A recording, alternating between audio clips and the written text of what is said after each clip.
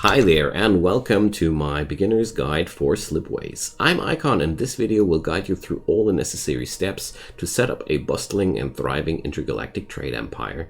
I'm going to talk about the gameplay loop, I'm going to explain how to be more successful here, and in the end of the video I'm also going to talk a little bit about the special things that you can do before setting up a game.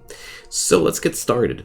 Slipways is a game about setting up intergalactic trade empires, just like I said. You have 25 years to govern over a certain galaxy, and after that your reign is over and you get a couple of points according to your gameplay. So to be as successful as possible, you need to colonize as many planets as possible, you need to put up as much trade between these as possible, and there are a couple of other things which we will talk about later.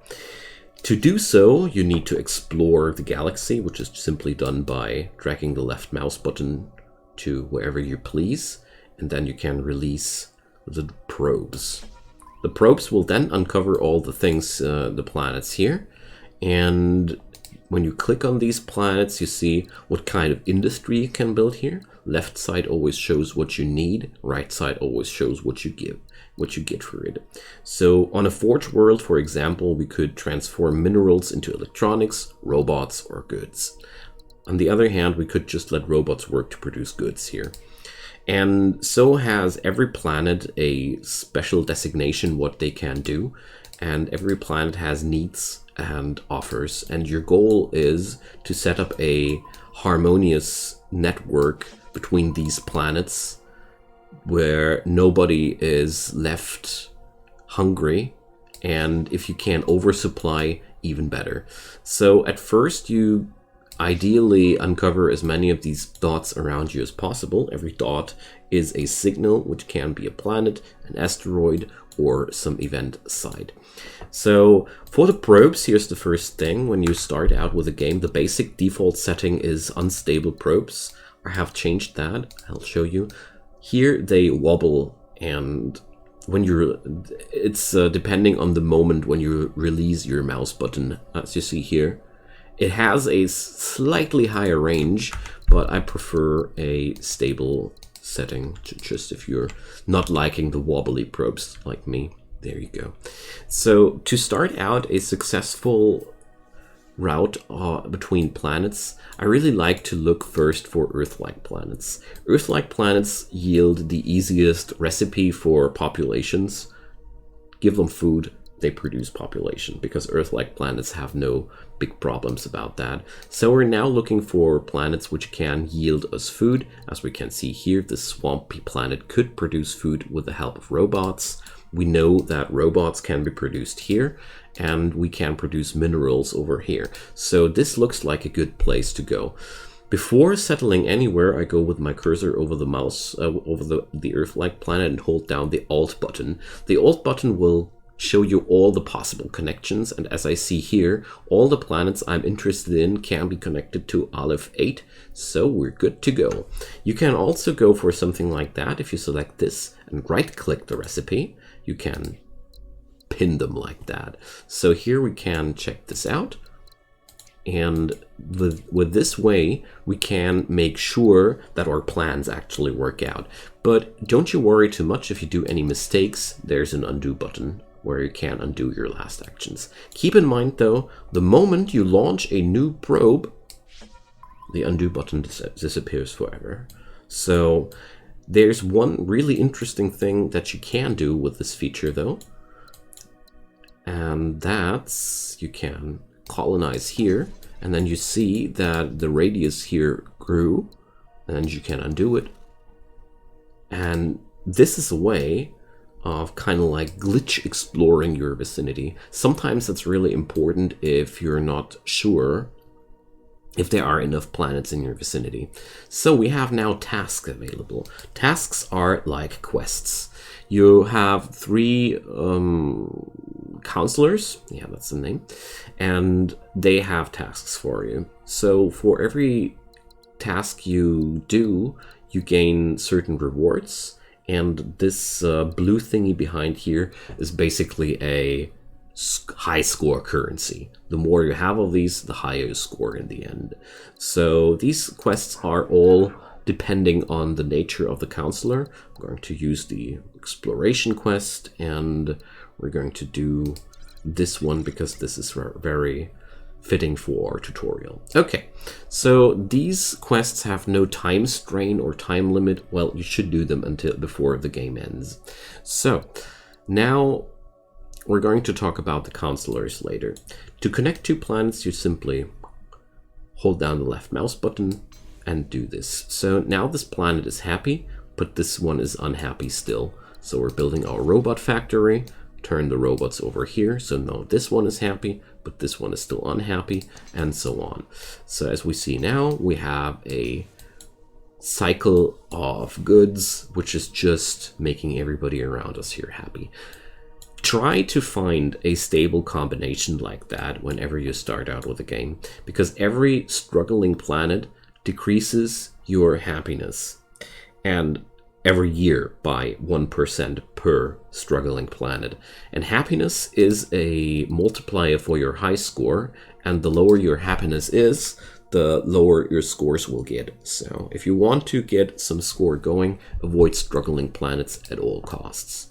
From here on, things are quite the same as you saw before. You keep exploring, and as you see here, we have now overproductions because a planet which has his needs supplied levels up and produces more and develops new needs. So this planet now would be able to level up if we put up extra resources, get one extra import route and one extra export route. Of course, it needs that. So now we can check out and look around us for other planets. As we see here, we could use the populations we got now to create water. But since we can see here, this planet would need water, but there's no connection between these two. So I'm rather not doing it. Among the resources and among the colonization attempts, one thing is really worth mentioning. Try to only colonize when you know what you need the goods for. For example, this would be a bad idea. Settling here and connecting this one like there would be, in my opinion, a bad idea, because I have no clue what I should do with that water. And this means quite often that you're sitting on a resource that you actually don't need. And instead, I could have used this planet for something I really need later. Like, for example, there's this remnant world, which can transform populations into really, really useful materials.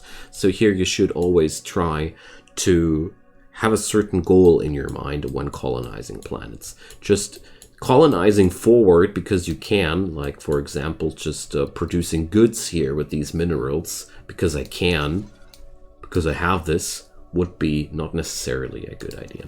But there are a couple of things which behave different. Populations, for one, are almost never a bad idea.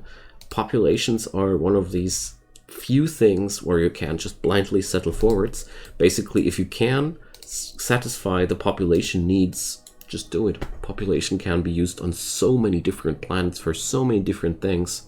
You're good to go. Same applies to robots. Robots are also needed on so many different planets and can be used on so many different jobs. They are only slightly less versatile than populations. So TLDR behind all this, try to only settle forward when you know what you want to do, and try to avoid blind settlements without knowing what you want to do with these resources. But if you have to, because you don't have any other options in your vicinity, try to go for either populations or robots. Okay, now that's been all said and done. I think we have talked around about this topic now enough. This is the basic gameplay loop. You expand like that, you build up a larger empire, and this is really fun the further you get down the road. So another thing you can do is science. There's this construction menu here. At the beginning of the game, there's only the laboratory available, and the laboratory is your way of generating science. We're going to do this here, building this like there, and the laboratory always researches a certain substance. So let's feed it the minerals. We have here a overproduction, and you also need staff for the laboratory, as we see here. And now it produces 1 unit of science per year. The amount of science produced per laboratory can now be increased by adding more population from other sources, not the ones that are already connected, or more minerals, also from other sources, not the already connected ones. So this is the way how we produce science. Ideally, we would want to build a laboratory somewhere where we have 2 or 3 different planets which provide minerals, and 2 or 3 different planets which provide population. Here's the quite finicky thing. Delaying it too long is a bad thing, because then you don't have the necessary minerals, the necessary research, because time is limited. But just building a research lab whenever you can be also quite a detrimental thing, because if I would now put up a new laboratory researching minerals again, it would suffer from diminishing returns because we are already researching that resource. So TLDR behind science is do it as early as you can, but try to optimize it at the same time as good as you can, because doubling resources on the laboratories will give you diminishing returns. So technology is quite the next chapter I want to go for. Technology is severed into tiers, and as we see here, there's a lot of different technologies. Technologies in this game are really, really powerful joker cards, which can change your gameplay tremendously. To give you a good example, we pick up the solar superconductors, which give you the ability to build solar farms on desert planets which will produce energy. Energy is a joker card, a product which can be used for everything. So this technology gives you the ability to transform electronics basically into everything if you have the correct planet in your vicinity. Right now we have 1 arid planet here, and these things can be absolute game changers. You are only allowed to research a certain amount of technologies of each tier. Basically, once you have researched 2 technologies from every tier, or well, as soon as you have advanced, here's it. You need to invent 2 techs to unlock tier 2. Once you do, you will lose access to tier 0. So this means if you want anything from tier 0, research it before you advance. You can skip tier 0 entirely if you don't see any technologies that you want there, and proceed to tier 1, which would allow you to pick all the tier 1 technologies. And this mechanism continues all the way down the road until we hit tier 4. So that means you need to pick wisely, because you can't have all the technologies. Also keep in mind that some technologies have upgrades, like for example the solar industries has an upgrade which makes planets that use solar energy even more productive. So check out if your technologies also have upgrades in any way. So with technologies you can change your gameplay quite massively, and it's always worth checking out your technologies before you start out a game, but that's something we're going to talk about later. So now you already basically know most things you need to know about this game. There's one thing I really want to mention here though, because it wasn't really clear to me when I started out. Every planet is going to be accepting all the products it needs here forever. So basically, if I would connect this forge world with more and more minerals, it would be happy about that. It would give me money for each of these connections. You can't even use this to upgrade these planets, because every planetary upgrade which will provide new quests, like for now it's just these, and the upgrades of planets can be done until the prosperous status. The higher the status of a planet, the more points they yield. So it's not only quantity of your planets, which makes your score higher, but also quality of your your planets. And the more goods you connect to your planets that they desire, the more happy they will grow, basically, or at least increase your income. So what that means is if you are trying to produce something like here, this vicinity is would be a good vicinity because we can produce more minerals to connect it to. If you want to really plan things thoroughly, you should always think about if you are able to supply planets with more than just the utmost basics they need. Because planets grow happier the more stuff they get to produce stuff from, but also the more they export. So you can also export more goods to increase the quality of the planets. Alright, but that pretty much sums all the things up you need to know to enjoy the game. From here on, there's only your planning skills between you and a thriving and bustling intergalactic trade empire. What I didn't talk about yet were asteroids. Asteroids are basically just obstacles. You can exploit them for wealth and you gain money for each colonized planet in the vicinity. There are technologies which allow you to utilize asteroids differently too. And last but not least, there's also these forebear runes, which you need to connect with planets that have idle populations. Let's do this for now like that. This is a horrible idea because I don't know how to sustain these populations, but I want to show you what happens here. These here are event sites. So as you see here, I have these quests from the council, and as soon as I have finished the first quest from these counselors, they unlock their story choices. So as soon as I have finished the blue guy's quest, I can learn from the construction of the site, or I could get research points, or as soon as I have finished this guy's quest, I could transform this into a source of minerals and electronics, or I could just scavenge it right now. Or last opportunity, you can leave it for now and trigger these events later. So that's why doing these counselor quests is quite important, because they unlock the options in events. And whenever you're done with your tasks, you're receiving new tasks. At some point, you want even to not accept any more tasks, because every unfinished task at the end of the run will reduce your total score. So it's also a part of the game to accept only as many tasks as possible. So you've already might have noticed that I was talking a lot about scores in this game. And yeah, the ultimate challenge between Slipways is to beat your old high score or other people's high scores. So yeah, that's about that. Let's get into the main menu and see what we can do before starting up a game.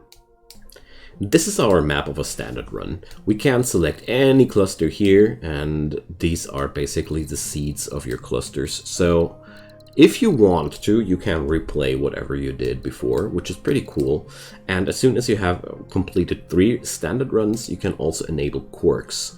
Quirks are special conditions that are applying to a region, and the really cool thing about quirks is they also apply sometimes completely new rules to an empire, where, for example, we get extra points for every planet with at least 4 exports, which change your way of high scoring tremendously. For example, here, mining focus. Every unit of minerals is worth 50 points.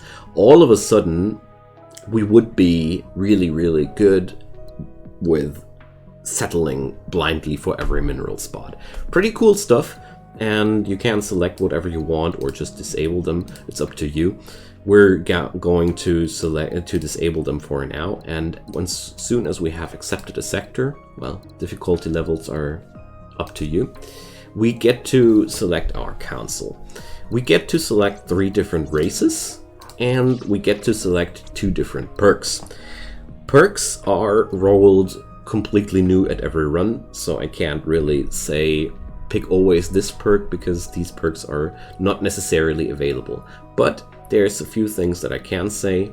I really like all the perks for beginners that give you a substantial simplification bonus at the beginning. Favorite examples here are stuff like these joint factories, where you must no longer decide if you either produce electronics or robots at a forge world, but instead you always will produce electronics and robots at the same time. There are so many different perks available. You can always only pick 1 per advisor, so we can't pick his 2 perks. I would like to, but I can't. And There's also perks which make your start easier. I really value these for two reasons. First off, when you don't know how to acquire science so good, it's a pretty nice start to get things going, or later when you want to kickstart for certain strategies. But overall, I consider these as less interesting for beginners. Beginner-friendly technology perks are always things that give you a long-term bonus. So, well, these two would be pretty good. Let's pick somebody else here. These dudes here are also pretty cool. Unlocks food synth on Forge Worlds, so this would enable me to use Forge Worlds also for food production. This is one that I really like to pick as well. And with every council member, you also get a certain set of technologies. You're not allowed to cherry pick among these technologies. They always have a certain set of technologies according to their personalities. So everyone is part of a certain race. These focus wealth, these focus populations, these focus mining and exploration, and so on. And depending on that is your mix of technologies. This is extremely complex to set up what you want to have, and I strongly recommend, if this is just too much for you, just stick with the perks. The perks are really easy to wrap your head around, and they give you a nice idea of what you want to do. And if that's still baffling you too hard, just choose random, try out what you like, and then you will slowly start to wrap your head around things and get fun and have fun with it. So that's all I have to say for starting out players of Slipways. I hope that was helpful for you. Feel free to drop me a comment down below. If there are any questions left, ask away. Leave a thumbs up on that video if you liked it, and also check out my channel. There's lots of other content down there, and I do daily videos, so why not subscribe and turn on those notifications to not miss anything in the future. Also in the description below down there, you'll find my Twitch channel, because I do daily streams as well. So you might want to get in touch. I'd be more than happy about that. Also, last but not least, you'll also find some links and means and ways to tip me or do financial support things. If you would do that, I'd be really, really happy. If you don't, just let me say one thing. Thank you so much for watching this video. It means a lot to me. Catch you guys next time. Bye-bye.